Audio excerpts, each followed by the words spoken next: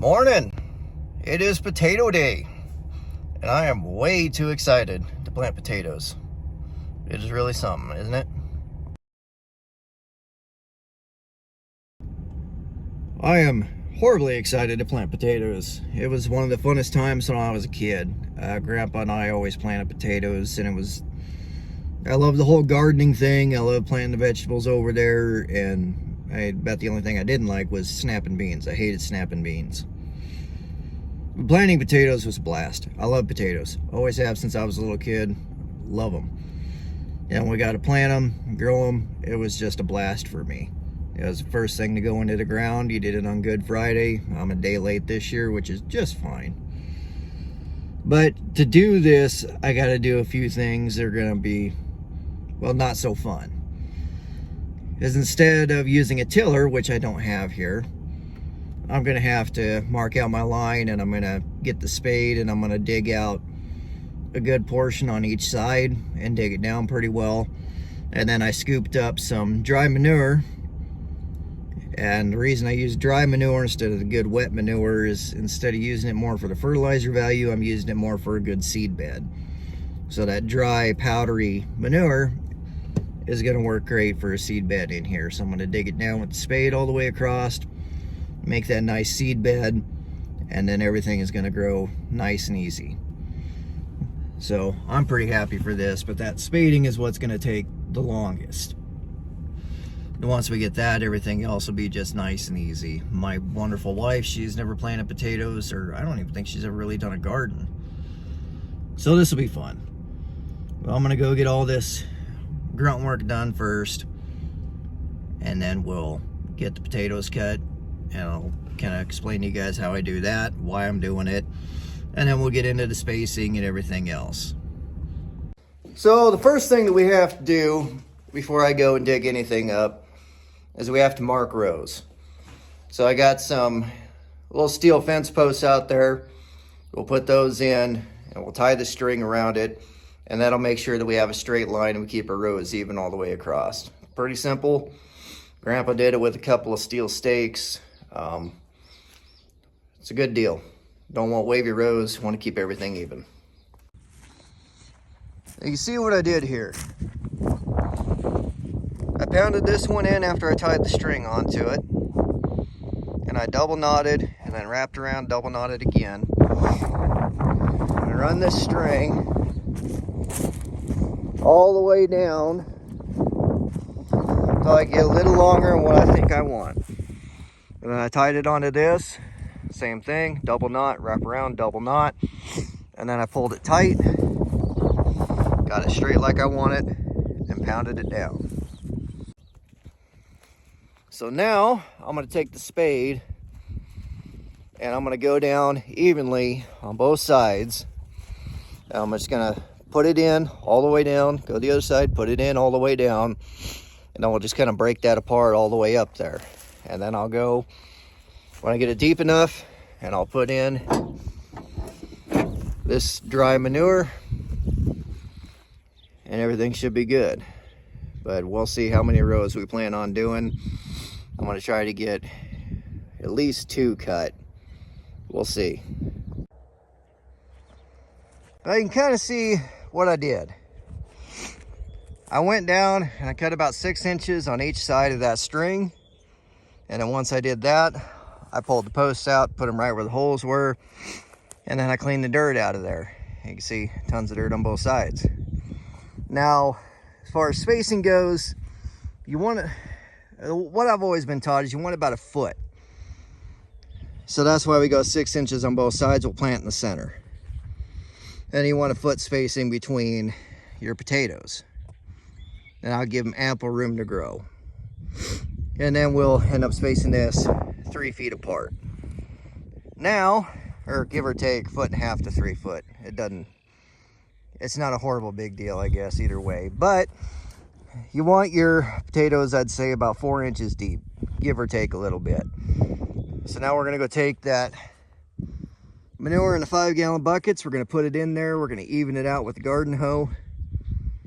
And then we'll put the string back in so we know where our center is. And you see, we got stakes back up, string back out. And we dumped our manure in, we hoed it out even, and then we took the powdery dirt, the nice soft dirt, not the clods. If you had clods, you break them up. And he dumped those in there to get to, give or take, around 4 inches. So now we're gonna leave that, and I'm gonna go show you guys how to prepare those potatoes. Okay, this is pretty simple. Normally, when you got these spuddy potatoes, you can do 2 things with them. You can cut them 2 ways. You cut them this way, and then this way. Cut them in 4 pieces, pretty simple.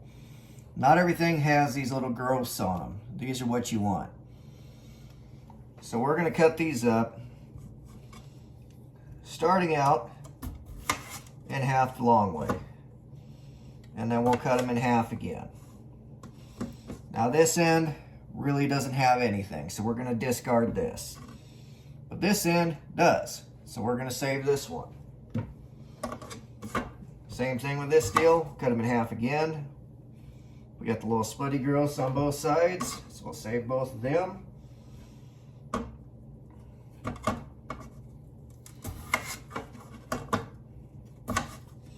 Same thing, we got growths on this side.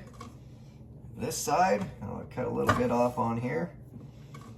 Don't need them too terribly big. We'll take that, we got nothing on here. We'll save this one.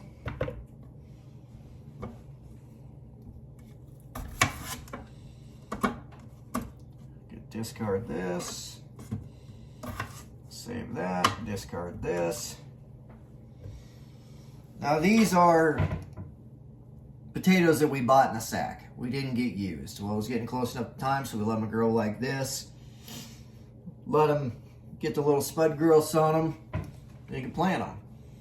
When I was a kid, we used to do this a lot at my grandma and grandpa's place. You can go buy the little bags of seed potatoes. They're little tiny potatoes. And say if you're gonna run a big potato planter, that's what they use, those little round potatoes.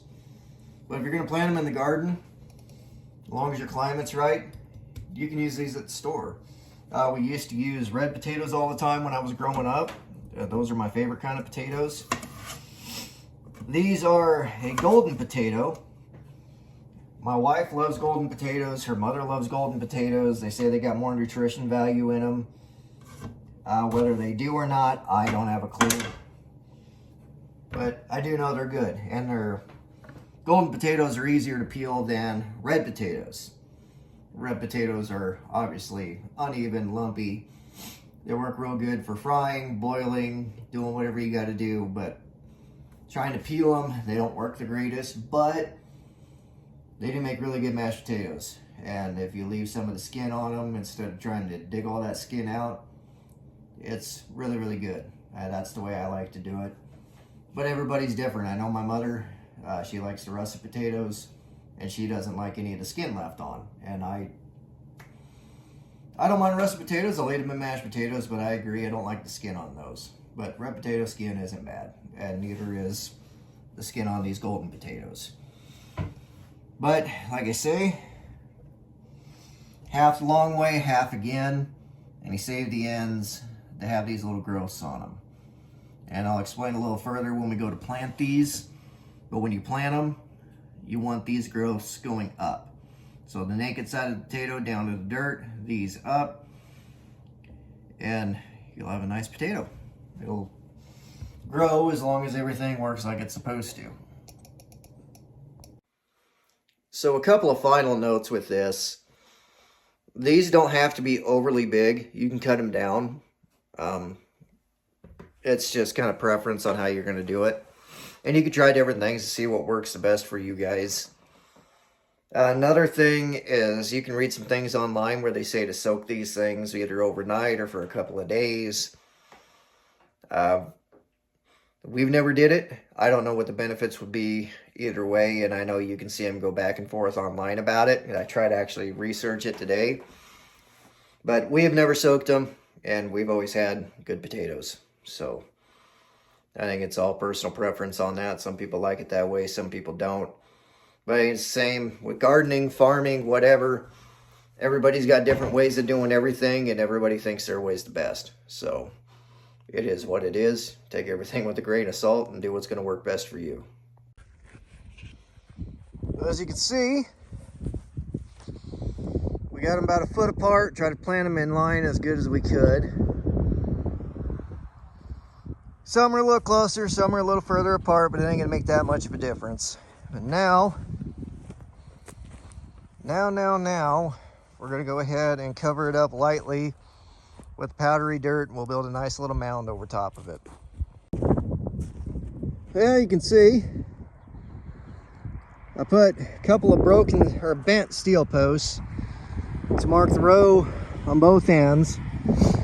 And it's gonna kick the dirt back over. You wanna do your best to break apart the clods so they're not trying to bust through big clods. But it'll work. It'll work. So now I'm gonna go get the garden hose. I'm gonna water this down and we should be good to go. So as you can tell, it is a whole lot easier to use a tiller than to do what I just did with the spade. But it's doable. Not everybody can get a tiller, not everybody can afford one. So this works. I cannot wait till Dad brings ours down or we go up and get it. Gonna make everything a little easier, but it works out just fine doing it this way. We dug down deep enough, we went a foot on each side, or 6 inches on each side to give it a foot. And that way it'll give everything room to branch out. We put that powdery manure stuff in there. You could have just used potting soil, the powdery dirt, whatever you wanted to use to give it a nice seed bed so it can grow. The same thing with it growing up. You want that powdery dirt so it can grow up. So it doesn't have to fight anything. That's why you want to break all the big clods apart. But it'll work out great. And I'm excited about it because I love potatoes. Love them. So, and I can't wait till we plant the other part of the garden too when it warms up, because I think my wife is really going to enjoy that. But at any rate, guys, I hope you guys found this a little bit informative, or at the least bit a little bit entertaining. And as always, I thank you all for watching.